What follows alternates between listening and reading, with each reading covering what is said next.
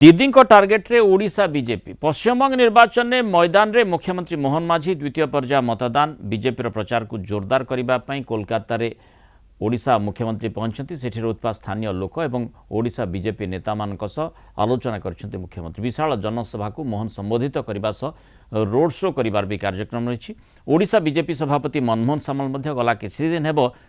कोलकाता रही द्वितीय पर्याय निर्वाचन परिचालन सक्रिय रही। तेज यह भितर सांघातिक अभियोग आनी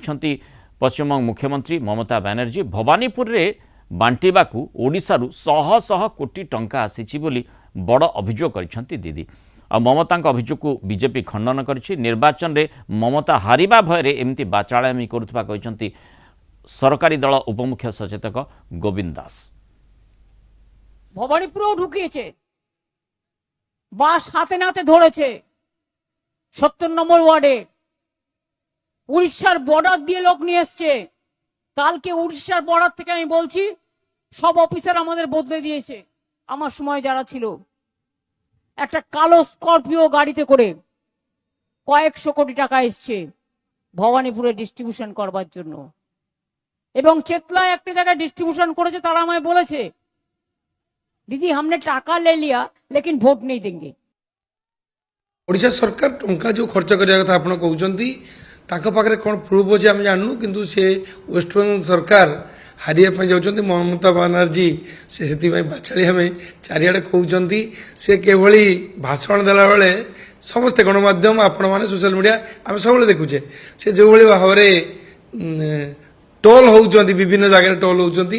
निश्चित हारिबा वेस्ट बेंगल एथर सुनिश्चित। भारतीय जनता पार्टी से डबल इंजिन सरकार जमी ओडिशा आम डबल इंजिन सरकार रही डबल इंजिन सरकार हम।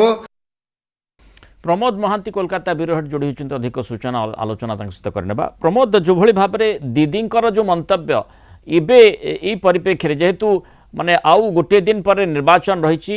आज जो भली दीदी मंतव्य रखिछंती किभली यार प्रभाव रही पारे एवं ये मंतव्यर माने ओडिशा दृष्टिकोण ओडिशार बीजेपी को एवं ओडिशा जरिया नेतृत्व बीजेपी नेतृत्व जरिए टंका बांटिबा जो सीधासलख अभियोग तार तात्पर्यटी कौन? देखो मुन्नाल बाबू जे आम जानती जे मुख्यमंत्री ममता बनर्जी कहते जे सीमांत देई प्राय 300 कोटी टंका पश्चिमबंग को आसी विशेषकर से जेहेतु प्रतिद्वंदिता कर भवानीपुर विधानसभा केन्द्र एवं भवानीपुर विधानसभा केन्द्र एवं संलग्न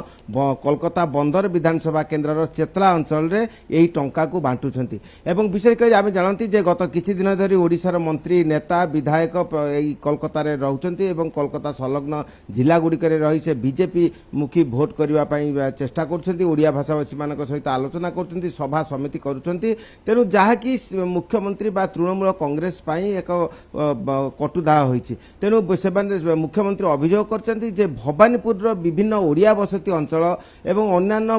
बसती अंचल ओडिया नेता माने बा बीजेपी पक्षर अर्थ बंटा जाउछि एवं से सीधा सड़क अभियोग कर ओडिशारू यही 300 प्राय 300 कोटी टंका आसीछि एवं से सीमांत दे आसीछि सेतिरे सेही टंका गुड़िक से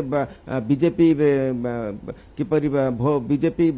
पक्षरे किपरि भोट जीव से भोटर मानक आकृष्ट करछंती से पुणी कहते जे चेतला एक अंचल जो चेतला रे से भोटर माने तांको कहते जे आमे टंका पाइछु बीजेपी ठारू किंतु आमे भोट देबु तृणमूल कांग्रेस को तेणु एभली जो अभियोग होइछि याकु नेकी वर्तमान विभिन्न एवं एपटे बीजेपी रा मंतव्य होछि जे जेहेतु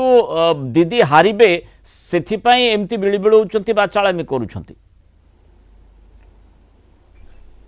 देखु जे आम किसी समय पूर्व आम कही आलोचना करूँ जे धर्मशाला विधायक हिमांशु शेखर साहू से कलिंग टीवी को स्पष्ट कहते जे मुख्यमंत्री जो अभियोग करछंती तार कौन भित्तिहीन ओडिशा ना धरिचंती एवं एठारे बंटा जाउची बोली जो कहते संपूर्ण कपोलकल्पित कारण यही जो अभियोग होउची सेथिरे ओडिशा नेतांकर कौन संपर्क नाही एवं बीजेपी एक राष्ट्रीय नेता राष्ट्रीय दल तेणु तार नेता मानक कर्तव्य जे बीजेपी ପକ୍ଷରେ ପ୍ରଚାର କରିବା। ତେଣୁ ସେହି ଆଧାରରେ ବିଜେପି ଓଡ଼ିଶା ବିଜେପି ରାଜ୍ୟ ସଭାପତି ମନମୋହନ ସାମଲଙ୍କ ନିର୍ଦ୍ଦେଶରେ ଏଠାକୁ ଆସିଛନ୍ତି। ସେମାନେ ସେ ପ୍ରଚାରର ଧାରା ଅବ୍ୟାହତ ରଖିଛନ୍ତି ଏବଂ ସେ ଆହୁରି ଅଭିଯୋଗ କରିଛନ୍ତି ଯେ ବିଜେପିର ବିଜେପି ଯେଉଁ ଭାବେ ପ୍ରଚାର କରୁଛି ତାହା ସମ୍ପୂର୍ଣ୍ଣ ଗଣତାନ୍ତ୍ରିକ ଏବଂ ସମ୍ପୂର୍ଣ୍ଣ ନିର୍ବାଚନ ନୀତି ଆଧାରରେ ସେ ପ୍ରଚାର କରୁଛି। କିନ୍ତୁ ତୃଣମୂଳ କଂଗ୍ରେସର ବର୍ତ୍ତମାନ ଯେଉଁ ସ୍ଥିତି ସେଥିରେ ସେମାନଙ୍କ ଗୋଡ଼ ତଳୁ ମାଟି ଖସି ପଡ଼ିଛି। ତେଣୁ ସେମାନେ ଏଭଳି ବିଚଳିତ ଭାବେ ଏଭଳି ତେଣୁ ଶେଷ ଦିନ ପ୍ରଚାରରେ ଜୋରଦାର ବାକ୍ ଯୁଦ୍ଧ ଯେଭଳି ଭାବରେ ମୁଖ୍ୟମନ୍ତ୍ରୀ ଏପଟେ ଓଡ଼ିଶାର ମୁଖ୍ୟମନ୍ତ୍ରୀ ମୋହନ ମାଝୀ ସେଠି ପ୍ରଚାର ମୈଦାନରେ ରହିଛନ୍ତି ଏବଂ ଦିଦି ଭବାନୀପୁର ସମ୍ପର୍କିତ ଯେଉଁ ବଡ଼ ଶାଣିତ ଆଲୋଚନାଟି କରିଛନ୍ତି ଆକ୍ରମଣଟି କରିଛନ୍ତି ଓଡ଼ିଶା ବିଜେପିକୁ ତାର ପ୍ରତ୍ୟୁତ୍ତର ମଧ୍ୟ ବିଜେପି ରଖିଛି। ବହୁତ ଧନ୍ୟବାଦ ପ୍ରମୋଦ ମହାନ୍ତି ଆଲୋଚନାରେ ମତ ରହିଥିବାରୁ ମତାମତ ରଖିଥିବାରୁ।